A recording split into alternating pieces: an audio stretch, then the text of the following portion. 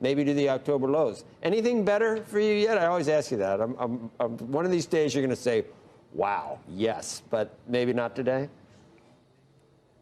Well, we'll start with the good news. And the good news is that the VIX did break down below the support level that we've been watching.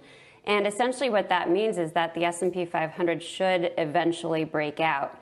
As you know, we were watching around 41.55 as resistance, and that level should be surmounted. First, we do expect a deeper downdraft. So that's what we're focusing on near term still, especially with resistance having been left intact. And now, as per Mike, we are seeing a reaction to that overbought condition. There's a short-term momentum gauge that a lot of technical analysts use called the daily MACD indicator.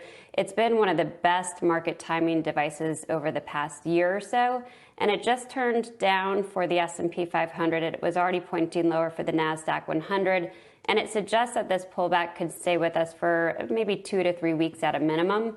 So we want to stay on the defense for now, but the chances of a higher low, even versus December, the initial support being around 3,800, are now higher given that VIX breakdown.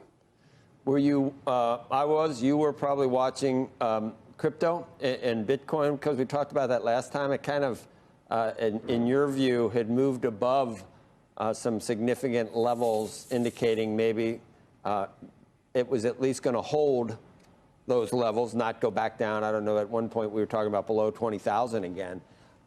It's up 8% today. So it initially backed off to, I think it got low 27,000, maybe below, but now it's back almost to 30,000 just in the blink of an eye.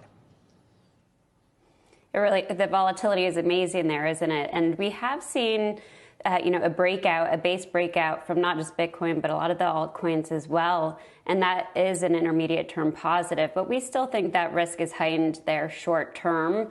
We're not a buyer. We're certainly not a buyer into an 8% up day. And we say that because there are overbought conditions, and with volatility so high, especially with equities poised to also pull back, to which Bitcoin is positively correlated, we give it some room.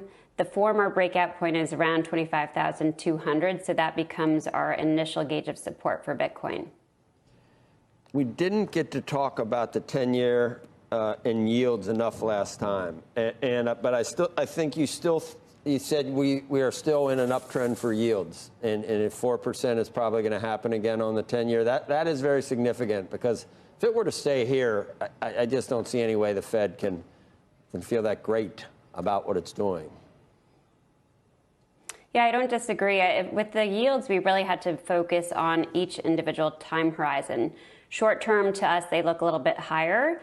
Intermediate term, they look sort of sideways to lower still, but within the context of their long-term uptrend. So it's a matter of reconciling those time frames. We do expect treasuries as an asset class to do better in relative strength terms versus equities. And we've already seen that to some degree, some stabilization in relative performance.